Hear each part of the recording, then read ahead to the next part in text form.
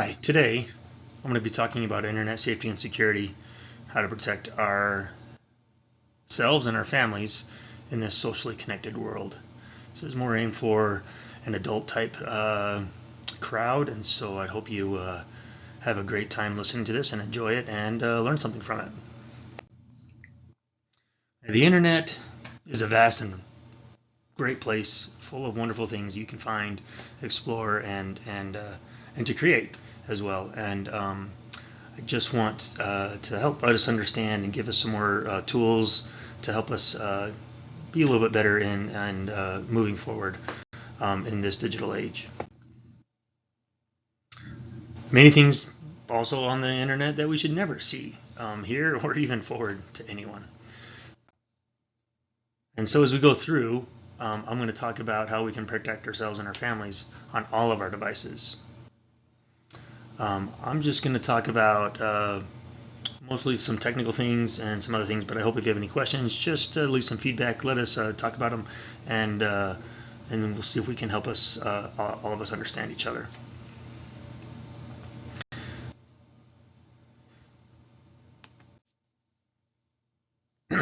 First thing we want to do is we want to know what our kids are doing on the internet. So I hope this video kind of helps us out.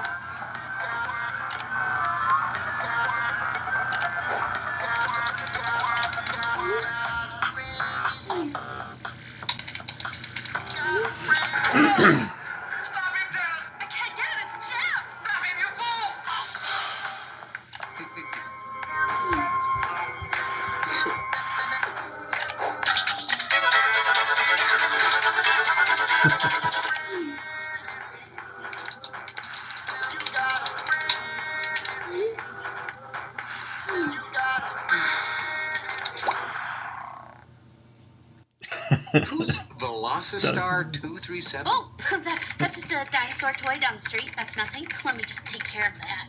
Just a dinosaur.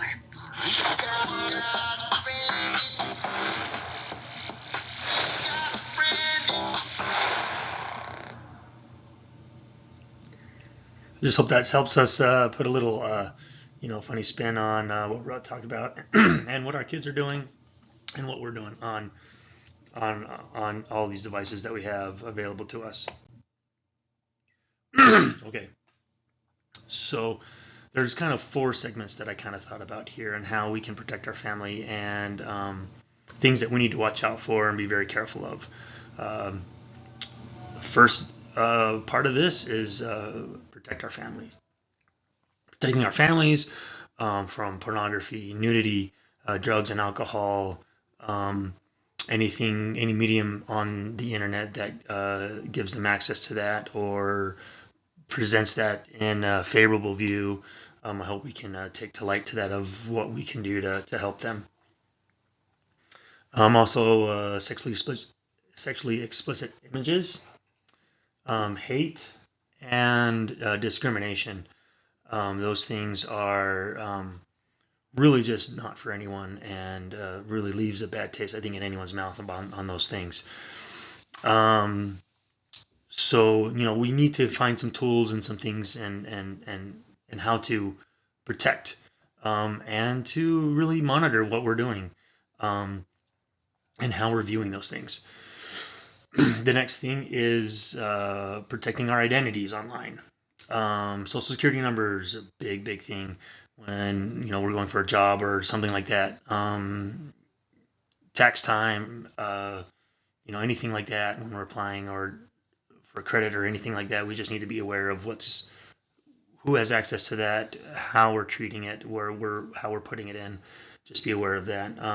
Our names and our identities in terms of what's online. We need to be very careful with that and know how to handle that and know when to give that out and maybe when not to give it out. Photo identity. Yeah, our pictures kind of, might be out there. Mine's kind of out there on Facebook and some other mediums, but, I kind of feel comfortable with that. Just depends on where your comfort zone is on that. Next is an email account. This is really just like a mailbox, at our house, in front of our house. Things come in and things go out, and we just need to be careful about what we're bringing in, what we're and who has access to that. The next thing I wanted to talk about is how we can protect our accounts. Credit cards, checking, savings accounts, bank information, utilities, retirement accounts, all those things are important to us and how we manage our money and our time that way. And then protecting our data. Social media accounts, email accounts, photo storage accounts, cloud data, where we keep that, how we do that, and even local network data in our house or some other facility or a way that does that. How do we manage that? So these are all the things that I want to talk about, and I'll touch on as we go through this slide show. Okay, so first thing I want to talk about is everything that's coming into our home through the internet.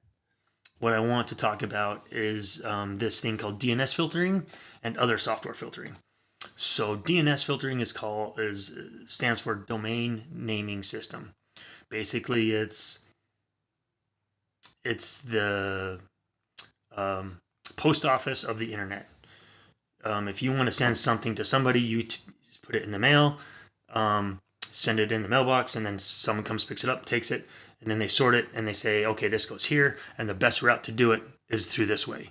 So let's say if I was sending a letter to New York City, I would put the information on it on the outside of the envelope. I would send it, and the mail carrier would say, okay, this has got a good stamp, it's good. I'm going to put it in the sorting bin. The sorting bin reads it and says, oh, this needs to go to New York City. I have an airplane, I have a train, and I have a truck. Which one can I do it in the most reasonable time and fashion? And you can say, I'll do a truck now. That will put it here to the airport, and then the airport will take it on a plane and take it over, depending on how much we pay for it. So that way we can, and then what we do is with DNS filtering, it basically filters what's coming in, mostly what's coming into our home networked devices through the internet. There are some other software filtering things out there. They're good for usually single devices. DNS filtering is mostly good for single devices, but if you can set it up right, you can actually do it for all your devices in your home.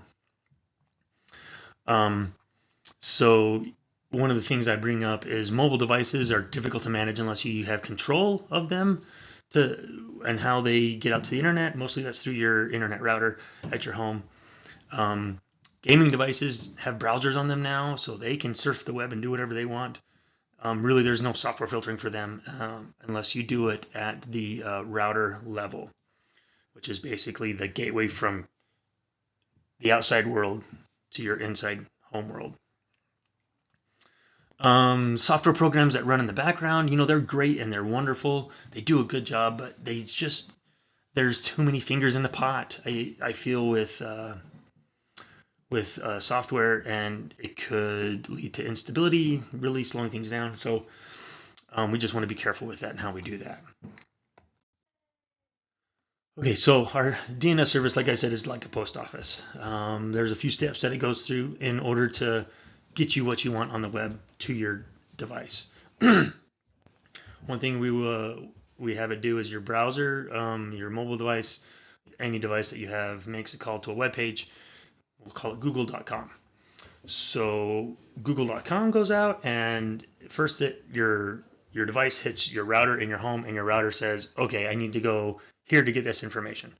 So and that's why we have the domain naming system, because it takes the letters google.com, changes them to a numbering system which the internet understands, and then sends that out to go fetch that information. In this instance, google.com has an IP address and internet protocol address of 74.125.224.112. That is just one of them that I found with a quick search. Then the DNS service responds to the call. That information comes back to you through your router and then displays it on your device. So we're going to flow through this real quick. Number one, here's you. you make that call. It goes to the internet service provider. The internet service provider or ISP is someone like Comcast or CenturyLink or Utopia or Verizon or any one of those carriers that that gives you that internet connection. So when they do, they go there and they say, okay, this information is here. Where do we go find it? And so it goes here to this naming service called DNS, and it says like, oh, this IP address is found over here, and it gives it that, and it gives that information back to the ISP for you to say, hey, it's actually over here. Go get it. So then we come back to number 4, come up to number 5. Number 5 is like, oh yeah, this computer is wanting this information, and so I'm going to give it back to you. And so then you then come down here through the ISP back to you, and then once you have that information, then it's just then your router says, oh, I know exactly where this is next time. I don't have to do this long-winded search. I can just go right to where I need to go because it already has that mapped inside of its memory. And so basically, the next time you go to Google.com with number 7, it says, oh, I can go right here and get it. And so it goes up here, gets it, and then brings it back to you. So it's a way to find that information and then to store that information to give it to you more quickly. Very robust, very great system for us because then it remembers those routes. And if it can't find the route that initially remembered, it goes back out again to the naming system to say, hey, what's going on? I can't find this. And then it'll go and search for it and help you figure out where it is.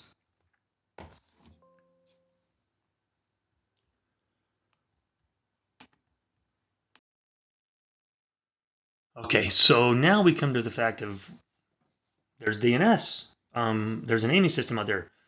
There's different companies that do it. Which one should I choose? So there's quite a few out there. I want to go over quite several of them that are very prominent in the business and help you understand the pros and cons of each. The first one that I use, I've been using for a long time, is called OpenDNS. It's free. There's also a paid version of it if you want to that has a little bit more features. It's got multiple filtering categories that you can do. You can block certain categories or even certain websites if you want to.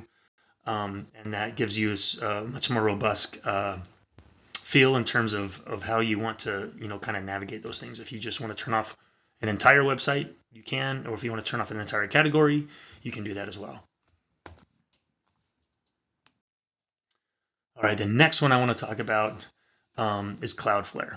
Cloudflare is a big name in the industry. It does a lot of mitigation in terms of how the internet is keeps up and running. You hear about all these attacks and stuff, and you might hear in the news about Cloudflare mitigating that attack, or or helping to keep everything up behind all their systems. And that's what Cloudflare does. Cloudflare does a really good job of it.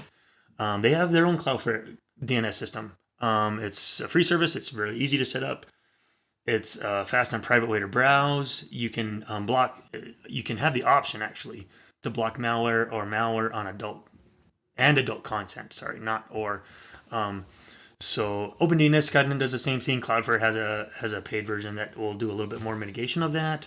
One of the cool things that Cloudflare does do, it can encrypt or basically secure that DNS, because this is where people are making money, is these companies that are these DNS services.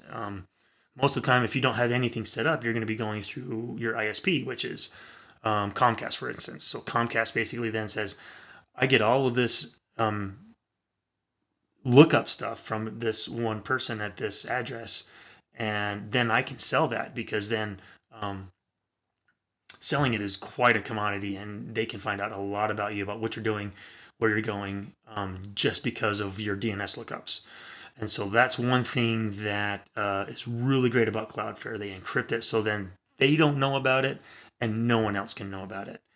And so if you're kind of that privacy and security minded person, that's a great way to set up and use that option for yourself to help basically to help secure yourself and your family from like anything, nefarious attacks, or even if you want to have a little bit more privacy in what you're looking at.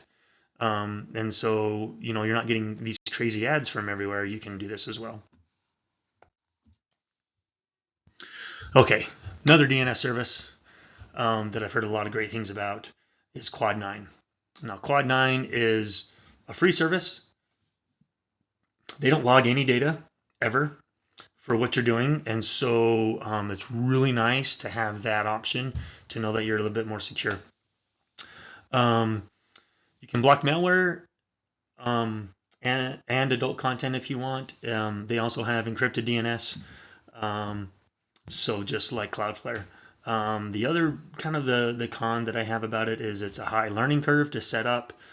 So if you need to do some setup on it, there are some tutorials out there, but there's a much bigger learning curve on it. Really, it's a great service. There are some benchmarks out there that kind of show how fast these are at responding to you. This is one in the top 5. Really great service. Really good at following through with what they say. Okay. Now we're going to go back to your home. First is your internet portal. This is your router. This routes everything on the internet to your devices in your home network. There's something else in there called ports that are logical. They're not physical. These ports are conduits to move traffic in and out of your router. So, for example, secure internet traffic is port 443. Open is port 8080 or port 80. And so you might hear those run around. Don't really worry about those too much. For the most part, unless you're doing very specific things, you might need to open a port. Like, for example, Minecraft might need you to open a port. Xbox might need you to open a port. Some of those things, sometimes if they're not open and things aren't working, you might go that route. And they're not too bad to set up. Sometimes it takes, there's plenty of tutorials out there to say, hey, you have this router, how do you set it up? Usually it's pretty straightforward in most routers. Other ones that are a little bit more expensive could take some more of a learning curve to use. Another thing on these routers that you need to be aware of is called the Universal Plug and Play, or UPnP. This is used to automatically open and close ports. Now you might think, oh, that's great, I don't have to worry about things. However, hackers are exploiting this option in our routers to their advantage, and so basically they can hack into something in your home network and say, with Universal Plug and Play on, basically they say, I need to turn on this port to do this traffic to go to this place, and your router will do it and not even blink an eye. But if you're kind of managing and controlling that a little bit more, that will be blocked. And so there's these pros and cons about these things. Usually every security person tells you to turn off Universal Plug and Play. It's Xbox 360 came up with the idea to just open and close these ports because they didn't know what was going on. Most of that's kind of gone and died down now in the last 20 years or so that Xbox Live has come online. So I would just turn it off. That's the first thing when I do when I get a router. I turn it off. I never want to worry about it. On your router now, this is where you set up your DNS filter. Usually it's called DNS name or naming service. There's 2 options, sometimes 3. You can put in whatever you want in there for your filtering options. That's where you put it in, apply it, Bob's your uncle, and you're ready to go with some filtering.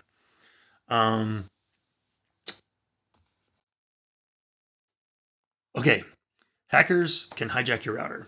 They do this all the time. There's this huge thing recently about the things called botnets that basically infect routers, get them to do what they want to do, and then what they do is once they have this swarm of routers, they can then target a particular company or infrastructure and just basically bring it to its knees in terms of traffic. It can't, the amount of bad traffic that's coming in, the receiving recipient doesn't know the difference between a good person trying to get in to do stuff or a bad person trying to do nefarious stuff.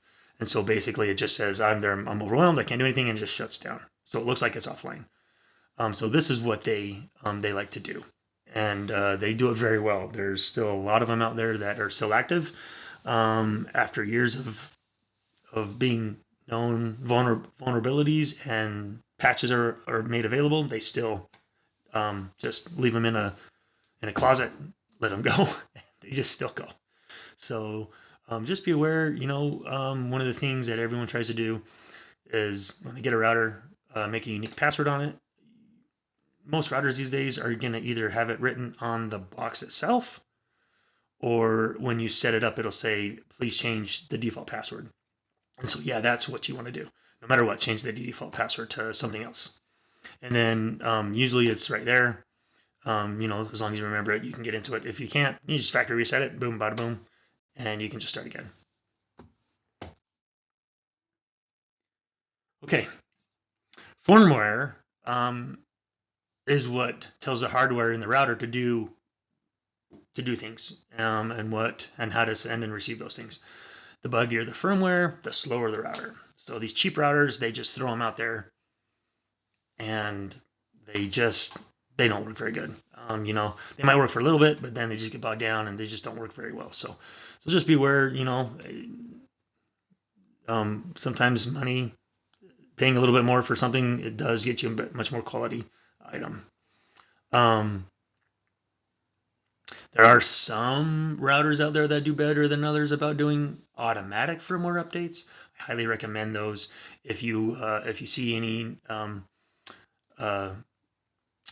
information out there about it, says, hey, we do automatic updates, I would kind of go with them because they're going to be more proactive about getting that up to you.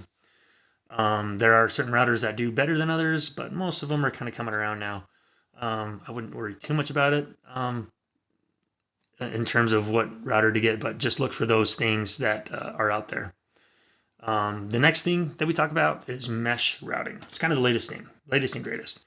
It's very good at taking a big home or a home of unusual size and construction, allowing your mobile devices to seamlessly transfer from area to area in your home without having any Wi-Fi dead spots. Some of these, like I said, you're paying for what you get. So some of these are better than others. So, go do some research, look at them, read some reviews, and see what they say. Some of them are really, really good. Some of them, yeah, like I said, aren't really good. So just be aware of that. There are some open software out there if you want to use some open software. A lot of people kind of shunned away from that, but open software, I think, is really great. It's really vetted by a great group of people. And they look after each other, they look over each other's shoulders, making sure they're doing the right things. If they see a problem, they will report it, and it comes back, and they can make it better and better. So yeah, if you have a router, let me know which one you think is the best.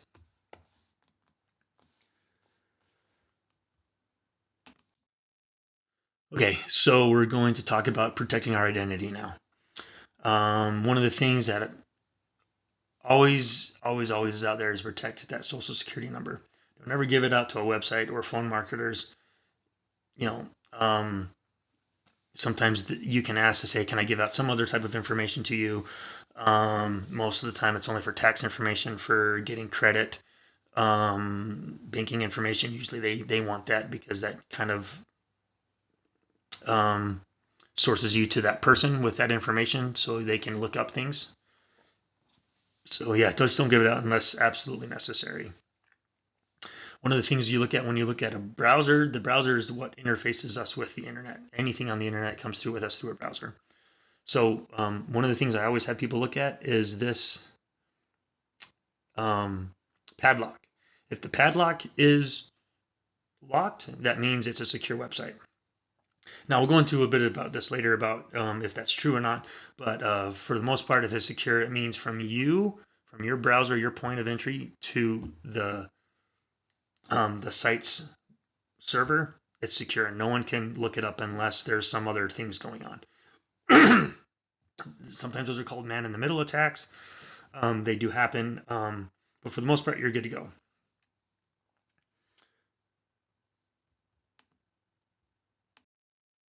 Now, there's two different things for to know on your web browser what's secure and what's not secure. It's what we call in the tech world HTTP. It stands for Hypertext Transit Protocol. And when you have HTTPS, The S stands for secure. So just so you're aware, if you see anything that's just HTTP, it does tell you that it's not secure on the web page now. If it's HTTPS, that will tell you that it is secure from you to the server that you are talking to. So I want to show you what protected accounts looks like, what a normal website looks like, and then what a nefarious website looks like. I want to do this to kind of show you kind of what to look for, especially when you have emails that come in that say, hey, I need you to do this, or your account's been compromised, please log in to fix it. Yeah, let's not fall for those. So what we're going to do is I want to show you what a normal URL account looks like. If you see up here in this space, it's called the URL or the or where the website name is. It comes up and we got this webaccess.americafirst.com. Okay, this is the legit one on the left hand side. On the right hand side is the one that a banking email that is going to trick you to make it look like. And so yeah, you get this webaccess.avx.sye.com. So look, everything here looks exactly the same, right? You've got the login information, everything looks good and hunky dory, but yet this site is trying to copy this other site banking information to trick you to get to sign in with it. Basically what it's going to do is that you're going to sign in with it and it's going to say, oh, okay, you're good, but it's not going to go anywhere. It's not going to have you log in because they don't have that information. They're just trying to steal that information from you. So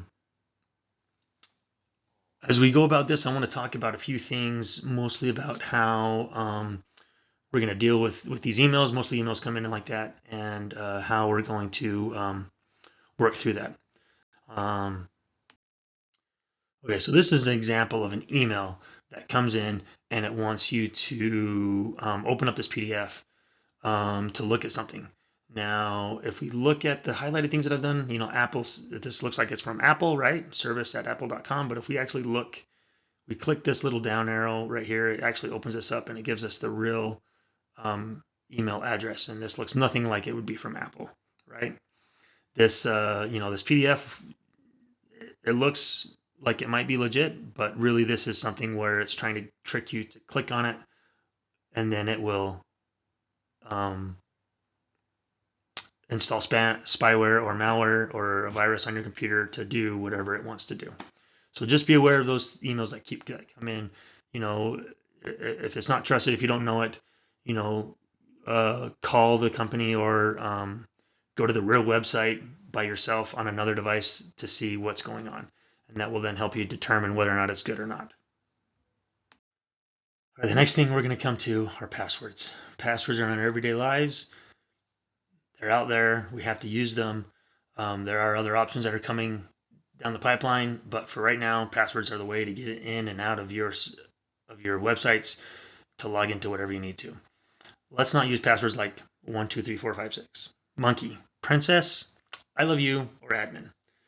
Don't use a notepad or sticky notes underneath the keyboard either. Those are the first places people look to see if you have a password there. Also, the great thing is that remembering passwords is a hassle. Usually, people can only juggle so many, and they do so by remembering certain things like birth dates, places they've lived, their last names, and the year they were born. A lot of those things are just not what you want to have in a password. So right here we have a couple things. One of these things is grc.com.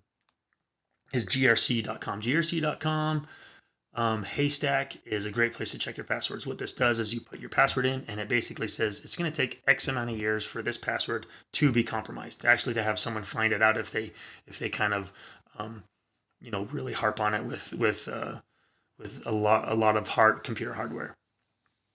But how do we manage all these passwords? We got so many passwords these days, we just don't know what to do with them. So what I do is I have a password manager that manages it for me. Kind of think of it as a vault. A vault is a place where you keep everything you want secure, but you're the only one that knows the key to get into there, right? Or the code or whatever. And so basically that's it. For me, it's one password to unlock my vault for everything. And that is a great way because it's hardened and there's only really one point of entry to get into it. You want that password manager to remember those passwords for you. You want it to create those passwords for you, and you never want to remember them, because if you remember them, it's just too much in your head going on at the same time. You just don't want that. Because websites are starting to keep track of the passwords you use, so hackers can go back and redo those old passwords if it gets out. So, for instance, if you use one password, you might use that password for another place and another place. So then they will just basically say, oh, I got in with one, I'm going to use everything else I know with this one password to get into this person. I'm going to go through a couple of these sites that I've listed here to help us understand that they've really, a lot of these have been vetted. A lot of them are in widespread use. They're very well taken care of. They're updated. They do very well at in the industry and with regular users like all of us to keep us going. So I'm going to go through a couple of them and see what they say. Okay. All right. Bitwarden. Bitwarden is open source, which means a lot of people are looking at it, and a lot of people are making sure it's secure. What I like about Bitwarden is it's free for one person on unlimited amount of devices with an unlimited amount of passwords. They do have paid tiers for business and family plans and a personal plan. Their personal plan is $10 a year. Their family plan is like under $4 a year. Well, $4 a month. Sorry. So the other one that's $10 a year is basically like, 80 cents a month. It's not very. It's great, but it's open source because, and it has to be open source because if they were to start charging the single the single free tier, if they made that a paid one, then people would take that open source and go somewhere else. So there's like, no, we don't want to do that. We want to keep this in-house. We want to keep it going. We want to kind of be the go-to for that. The next one on the list is Dashlane. Dashlane is also a great. They've got great encryption. They do very, very good. They have a free tier that's just one device, and so you only can have one device with all of your passwords on it. Now that might be great if you're just kind of there, but if you have multiple devices, a laptop, desktop, mobile device, an iPad, something like that, and you want it everywhere, that becomes a problem. And then they have paid version. They had paid tiers for that. I don't remember the prices. They're a little bit more expensive than Bitwarden was or is, but they are a very, very good. Their look is really polished. It looks really good, and basically all of these are really good looking, polished, for aesthetic wise. The next one is 1Password. 1Password is just awesome. It's got a lot of good qualities about it, but the only problem is it's paid only. So for one person it's paid, for a family it's paid, for a business it's paid. There's no free version, or you can do the free version to try, but after that you got to pay for it. Now we're going to talk about Apple Keychain here. Now Apple Keychain is Apple's version of a password manager. It's on all their devices. If you are in the Apple ecosystem, it's great because it flows effortlessly through all of your devices. It's really nice. However, if you're trying to get into another device, let's say you have a Windows machine, it doesn't really work. It's not cross-platform. So that's just the only thing. But it really is nice if you have a MacBook or an iPad or an iPhone. All of those devices are synced with it if you have your iCloud account active. The next one is Google's Chrome Password Manager. Now in Google Chrome, the browser, it does have a password manager. Firefox does as well, and so does Microsoft Edge. Microsoft Edge is great because it kind of syncs with Windows stuff, and so it makes that really nice if you're having multiple Windows devices. and you're using Edge, Google Chrome is nice because it basically works across devices. So if you have um, Google Chrome on a Windows machine and you go to a Google Chrome and sign in with your account on a Mac or an Android mobile device or an iPhone mobile device and use the Chrome browser and sign in with that, all of those are synced, and which is really, really nice. Google's made it a great platform to use. All of these are secure. I would recommend any of them. The one I use is Bitwarden. It's really been a great option for me to have the password generator, the username generator, and and other options to have me save some information in there. So really great. All these devices are really just great devices, great pieces of software to use. Okay, another website that I wanted to bring up is called haveibeenpwned.com. Now you might think, oh, well, this is kind of a strange website. It's not even spelled right, but it does a great job at what the GRC website does. But what this site does is it's aggregating all of the information that's been leaked from hackers and basically puts it in a database, so then you can look up if your password, if your email address, or if a website that you belong to has been compromised with that information, and it'll tell you what information, and it'll give you a source where it was published that was breached. So this is a great site to go look. It's not remembering your passwords when you put in your passwords. It just says, oh, this password has been seen in 2 breaches, and so just be aware that you might need to change that password at those websites.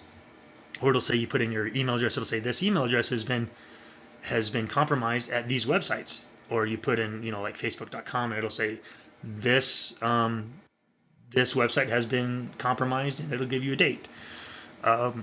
Great website. I go to it all the time to check passwords, to check my accounts, to see if anything's been compromised. And when I see something's been compromised, I know that I can go remediate it and fix it right away. Okay, the next thing I want to talk about is antivirus programs. Now, with everything going on out there and everything we've kind of talked about, really it becomes a problem with layers. And I always think about it as an onion. Onion has layers. Ogres have layers. Anyway, mild reference to a movie, but the more layers you have to get through, how determines how much this attacker is going to want to attack you. So if you have multiple layers, how much is it going to make them to get fatigued enough to be like, I just can't do this anymore. This is just too much. I can go over here and do someone that only has a simple password instead of all these other layers. So we just think about it as layers here. And I've gone through many layers, and this is just another layers and an antivirus program. Now I don't suggest any one version is better than the other. They all have their pros and cons. There are free versions out there of antivirus programs, and then there's paid versions out there of antivirus programs. And so just be aware that some of these are going to could be better than others in terms of their features and options that they give. Free versions: AVG, Avira, Antivirus, and Microsoft Defender. Microsoft Defender is built into Windows. I recommend it because it's a great way. It has all the options there that all these others do as well. All of them pretty much nowadays protect pretty much the same. Some of them might get a report of a virus out there quicker than the others, but we're talking a day or two, less than that nowadays. And so it really doesn't matter who you go with. The paid versions, they give you some more options to deal with and to use. Norton, Bitdefender, AVG, Malwarebytes. Malwarebytes is more of a malware detector and remover instead of really an antivirus program. But be aware that some of these are going to weave their way into your system, and so the more things you kind of have reaching into deeper parts of the system, the more problems that could arise where there could be instability or slowness on the part of your computer. So just be aware of those things that as you're looking for these things. Windows Bitdefender's built in, it's great. These other ones you can do as an add-on, they're great as well. All right, the next thing I want to talk about is a crypto locker. Crypto lockers are what basically will lock down your system and basically give you a ransom to pay to the hacker to unlock all of your data. This is a very bad thing. When they get in, they basically have control of everything, and if you don't have an offsite backup, because usually they try to get those online backups that you're connected to at the time to encrypt as well. Yeah, you're kind of hosed. You hear about it all the time on the news. It's every week there's always a new one. It's really getting that bad. So just be aware that these hackers want money nowadays. They're not out there to do anything else but have money. So this is what they want. And so this is just an example of what the screenshot would look like on a computer of what's going on. And basically they want you to pay in Bitcoin or some other version of a digital coinage, because that is, you cannot track that for the most part on who it goes to. So just be aware of that. If it does happen to you, I'm just very sorry. Hopefully you have a backup somewhere. But yeah, just be careful. Most of the time they're not hitting individuals. They're hitting corporations because that's where the money is. But if you as an individual are kind of tech savvy, and recently there was some reports of individuals getting hacked and having their digital coin wallet, which has the Bitcoin number in it, it's basically an account for your digital coinage, just like your bank account. Basically they hijack that and then they transfer it to them, and so then basically you really can't get it back. It's very hard to. Some people have, but most of the time it's gone and you can't get it back. So just be aware of that. If you're doing something like that, you just need to be very careful about how you're saving all that information. Okay, personal backups. I'm a big advocate of this. You want your pictures, you want your data all stored, all backed up. You don't, if you have a fire, earthquake or something, natural disaster, you don't want anything like that. Personal backups do have their limitations. They're limited in storage and certain size limits of files to upload. Some of these do have those options, just depending on what you use. Most of the time, online backups are not restricted on those things, on storage or size restrictions.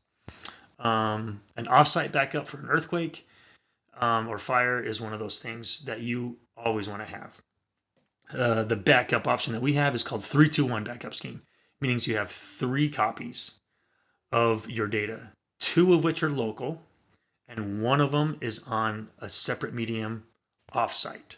So it's an external drive or something like that that you plug in, back up, unplug, put in a safe deposit box or somewhere else, so that if something happens at your house, you're okay. These are the sites that are out there in the world. There are others that are kind of on the fringe, but most of those, they do have their pros and cons. Most of these are kind of the ones that you always hear about. There's OneDrive by Microsoft, built into Microsoft Windows. It's great. You can buy lots of storage for it and really have your way with, and basically everything's backed up in the cloud, so you can get it if you need to. Dropbox is another one. Dropbox is one of those that has been around for a long time. They do very good. They're very good at what they do. There are some, you only get like 5 gigs for free or 2 gigs for free, and then after that you got to pay for more storage. So it's just like OneDrive. Amazon Cloud Drive, there is options out there to store your videos and files and all that out there. Again, that's a paid version. Sometimes, well, all the time with Amazon Prime, you do get unlimited photo storage. So that's an option. If you have that, you can set that up as well. Box cloud storage, they're out there. They don't have very many options in terms of free, but they do have a lot of paid versions. Google Drive is free if you have a Gmail account. You only get 15 gigs for free. After that, you got to pay for it. Your pictures that are backed up to Google Drive through the Amazon Photos app are also counted against that 15 gigs. After that, you got to pay more storage to back up everything. So just be aware of that. Some of these content online backup solutions are Backblaze. Backblaze is just awesome. They've recently started doing reports of which hard drives in their systems are failing the fastest and which ones last the longest. So if you want a good drive, you go to their site and you look up their site on which drives have the least failures. That gives you an option to see, like, oh, I know what drives are good out there. I'm going to go find those what drives and use those as a personal backup. If you want that site backup, offsite backup. There's another one called Carbonite. Carbonite's been in the business a little bit longer than Backblaze. They do really good, but they're a paid version, and one of those things where you have to pay to get what you want. And then the other one is, if you're tech savvy and you want to do things, you can do a personal network area storage in your house or somewhere else, and just be aware that that's something that you can do as well. Next thing I want to talk about are VPNs, or virtual private networks. VPN hides your IP address and encrypts your network data so that no one can see what you're doing. You can become anonymous in literally seconds. VPN is used for internet privacy and anonymity. You can browse as the web from anywhere in the world. So let's say you want to have someone think you're coming from England or Russia even, or South America. You can make it look like you're coming from there. Basically, some of these are used to bypass regions restrictions for watching shows, stuff like that. But they're also used to hide what you're doing. Not necessarily for bad things, but for everything. Good things as well. Most of the time, I tell people, if you're using Wi-Fi hotspots in restaurants or everything, you're going to use a VPN. That will basically protect you from what everyone can see, because in an open Wi-Fi network configuration, everyone can see everyone else's data. So all you can never trust what's going on in those open Wi-Fi hotspots. Here's some great VPN software programs out there. ExpressVPN, NordVPN, OpenVPN. All three of these have a certain time frame. I think even the federal government says you have to keep so much data. I think the minimum I've heard is like 24 hours. But after that, they delete it. So then they don't know what you're doing after that. So these are great ones. Some of them are free, some of them are paid for. But for the most part, you are getting a great option with these companies right here. There's others out there, but these are the three that really do a great job. The other one is called Tor. This is what stands for the Onion Router. This is what I was talking about before about layers. So basically what the Tor browser does is it basically gives you different nodes to go through around the world to hide where your traffic is coming from and going to. And so this is a great way if you are doing stuff that you really want to be protected from. Those are options that you can do. The next one is Google One. Google One has an option where they have kind of an all subscription paid service that gives you storage and higher level support, but they also give you a VPN that they give you as well to use. It's great because you just turn it on and then you can turn it off if you need to.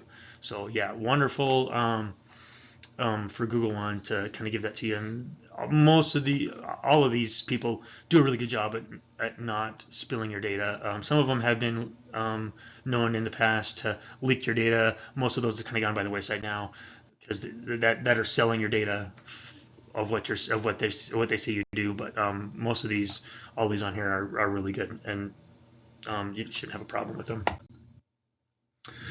Okay, now we're going to talk about how we can control our kids' phones and some options there that we can use to help ourselves. There are several ecosystems out there that do this. One of them is iOS, called Screen Time, and this is a great way to manage and control what and how our kids use these mobile devices. Android is called Family Link. This icon right here. You can control what apps they use, when they can use them, and what time the phone will only be a phone and not a smartphone. So you can restrict apps, you can restrict internet usage, you can restrict time of day and contacts that they're communicating with. You can even age restrict certain apps. So, for instance, if you want them to only see and use apps that are for 9-year-olds and younger, you can do that. Then it goes up to 12, and I think it goes to 17. So just be aware that those are options out there. You can control where they can sign in and on what devices they sign in. Location and privacy settings can be updated and changed as well, so you can know where their location is. It's really great for options where you have to maybe know where your child is. For example, if you told them to be home at 11 and it's 10:30 and you're kind of that worrywart, you can just look up and say, hey, oh yeah, they're still where they're at. They're 5 minutes from home. It's not a big deal. Should be okay. And you can kind of feel better that way.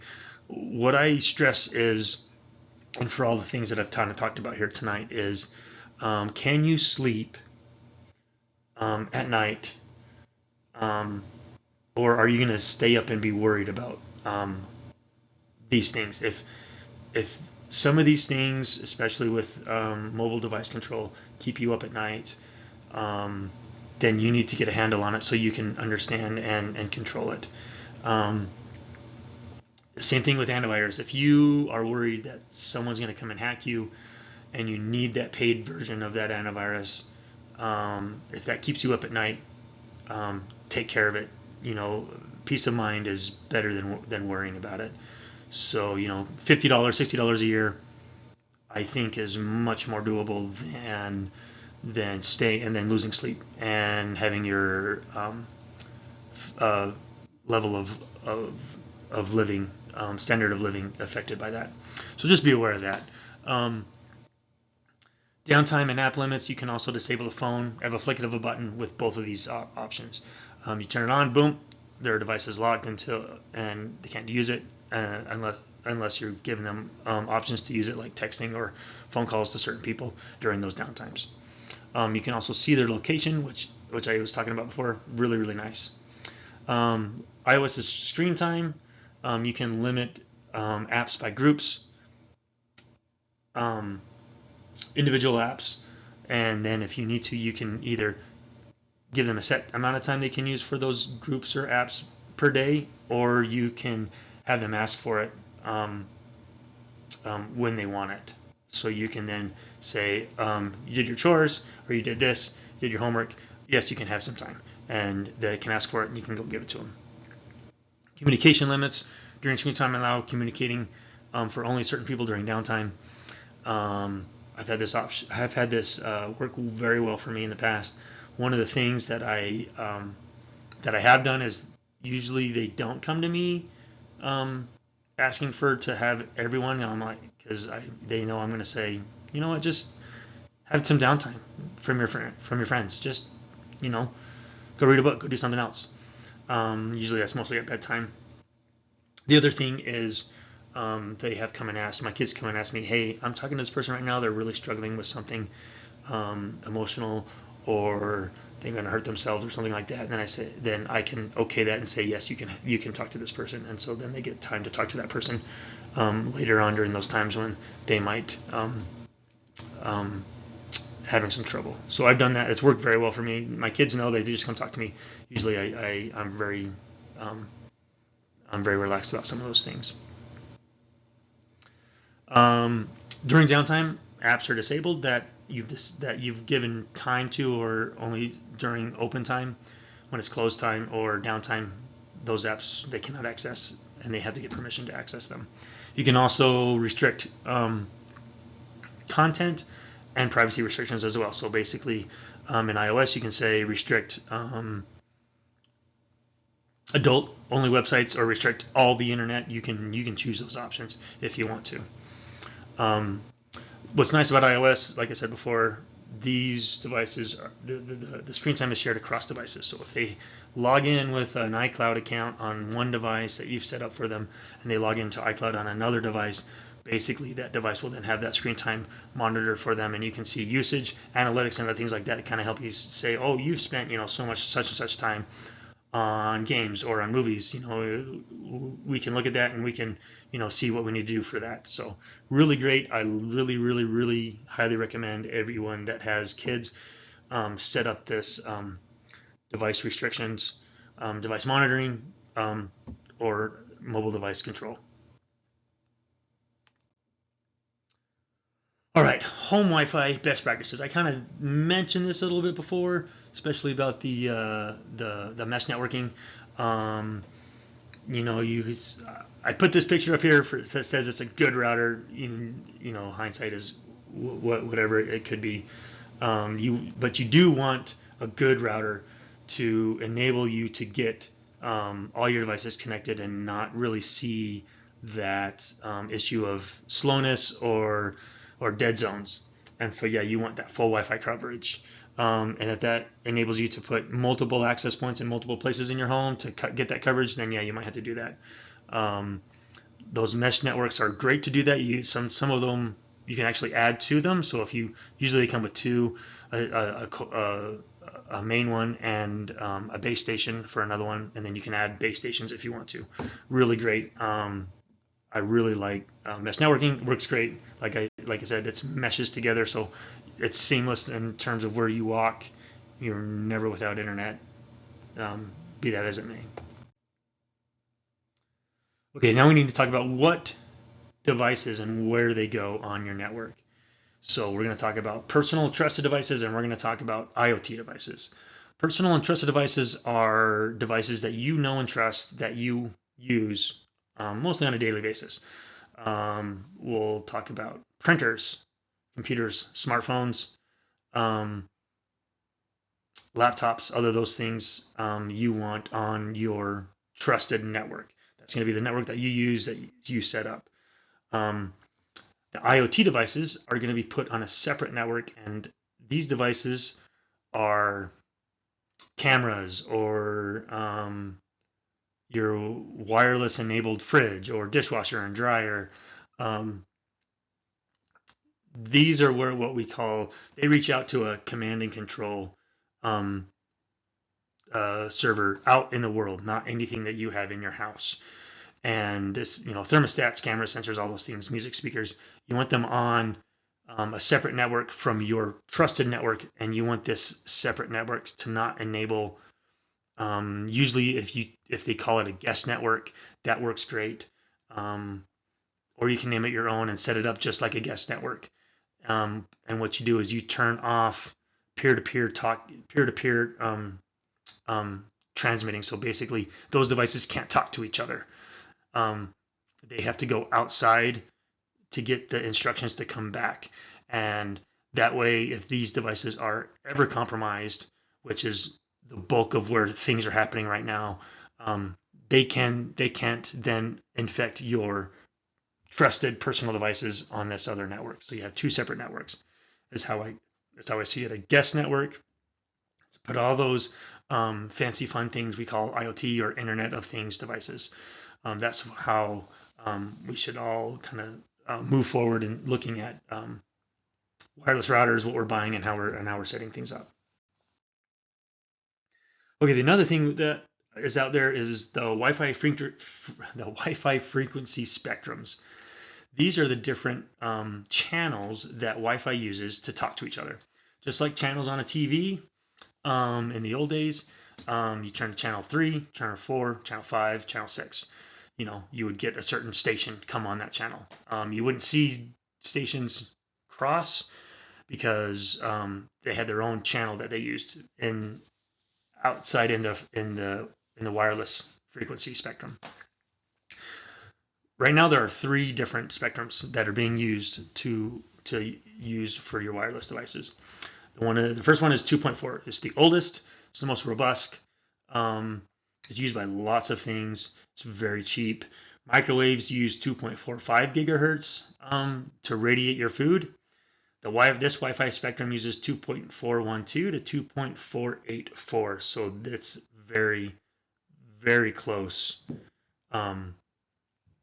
It's very close to both spectrums. So basically, if you put a wireless device next to your microwave and turn it on, it loses connection. One thing that they didn't think about a long time ago is they just wanted all these channels, and so they have channels overlap each other. And so that's not good. So if you have your neighbor that's using this channel 2 and you're using channel 1, it's going to interfere with what you're doing, and vice versa with them as well.